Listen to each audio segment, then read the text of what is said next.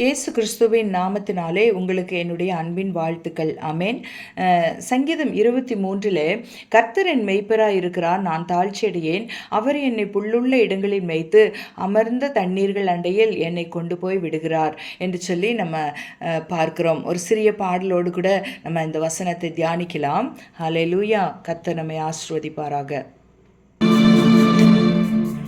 காப்பாற்றும் காவலர் நீரே, அயராத நீர் பாய்ச்சுவீரே.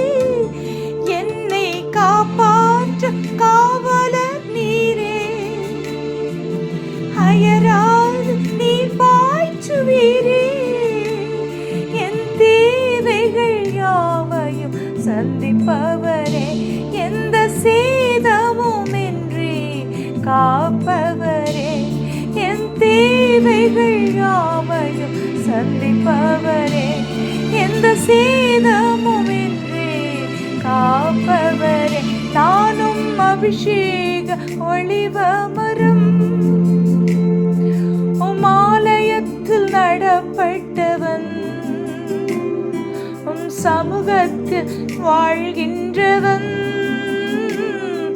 உம் அன்பையே நம்புபவன்.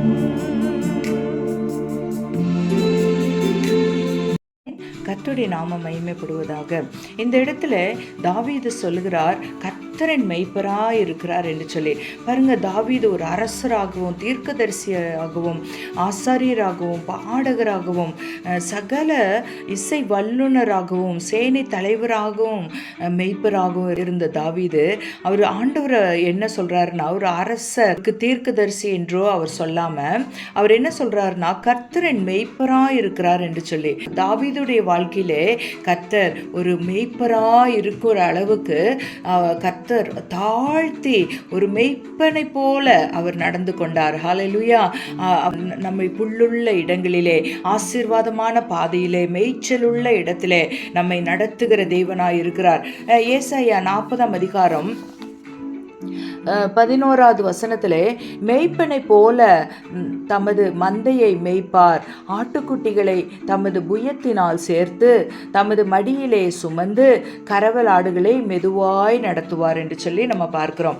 நம்மை மெதுவாய் அன்போடு நம்மை அரவணைத்து நம்மை சுமந்து நல்ல இடங்களில், புல்லுள்ள இடங்களிலே, நம்ம செழிப்பான இடத்திலே நம்மை நடத்துகிற தேவனாயிருக்க, நம்முடைய எல்லா தேவைகளை சந்திக்கிறவராயிருக்கிறார். ஹல்லேலூயா. ஒருபோது நம்மை கைவிடாத தேவன்.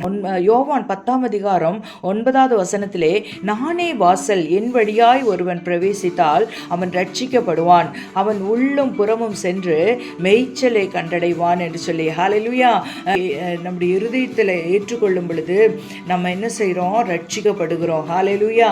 அவர் ரட்சிக்கப்பட்ட உடனே அவர் என்ன செய்கிறார்னா, உள்ளும் புறமும் மேய்ச்சலை கண்டடையத்தக்கதாக அவர் நம்மை நடத்துகிற கொழுமையான ஆசீர்வாதத்தினாலே நம்மை நிரப்புகிற தேவனாய் இருக்கிறார். ஹல்லேலூயா. உச்சிதமான கோதுமையினாலே, கண்மலின் தேனினாலே நம்மை போஷிக்கிற தேவனாய் இருக்கிறார். ஹல்லேலூயா. மரண பரியந்தம் நம்மை நடத்துகிற தேவனாய் இருக்கிறார். ஆமேன். பாருங்க, மெய்ப்பன் என்ன செய்வார்னா, ஆடுகளை நன்றாக நேசிக்கிற ஒரு மெய்ப்பனாக இருப்பான். பாருங்க, வேதாகமன் நல்ல மெய்ப்பன் பாருங்க, மந்தையை ரொம்ப நேசிப்பாரு. வேதாகம நாட்களில் கூட ஆடுகளை மேய்க்கிறவர்கள் ஜீவனை கொடுக்கவே இல்லை. ஆனால் இயேசு கிறிஸ்து நம்மை தேடி வந்த பொழுது அவர் வந்து அவருடைய ஜீவனை நமக்கு கொடுத்தார். ஹல்லேலூயா.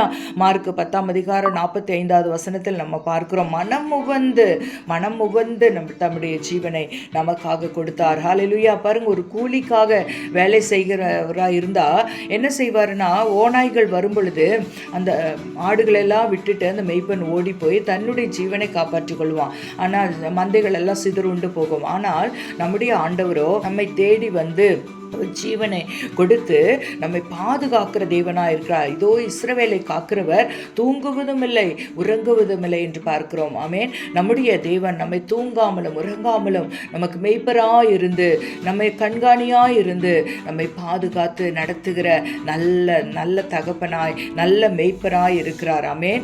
நல்ல மெய்ப்பன் தன் ஆடுகளுடைய எல்லாவற்றையும் அறிந்திருக்கிறான். தன்னுடைய ஆடுகளுடைய தேவைகள் என்ன என்பதை அவன் நன்றாக அறிந்திருக்கான். ஆடுகளும் பாருங்க, நம்ம விசுவாசித்துக்கிறவர் இன்னார் என்று அறிஞ்சு ஆடுகளும் விசுவாசிகளும் ஆகிய நம்மளும் கூட தேவனை அறிந்திருக்கிறபடினாலே நம்ம செம்மையான பாதையிலே நடத்துகிறவராய் இருக்கிறார். ஆமென். கர்த்தர் நம்மை ஆசீர்வதிப்பாராக. ஆண்டவரே, இந்த சத்தத்தை கேட்கிற ஒவ்வொருவரையும் நீங்க ஆசீர்வதிங்கப்பா, பலப்படுத்துங்க. உள்ளும் புறமும் மேய்ச்சலை கண்டடைந்து ராஜா உமக்காக மகிமையாய் சாட்சியாய் ஜீவிக்க கர்த்தர் உதவி செய்யும். இயேசுவின் வல்லமுள்ள நாமத்தில் ஜெபிக்கிறேன் நல்ல பிதாவே. ஆமேன், ஆமேன், ஆமேன். God bless you. கர்த்தர் உங்களை அதிக அதிகமாய் ஆசீர்வதிப்பாராக. ஆமேன்.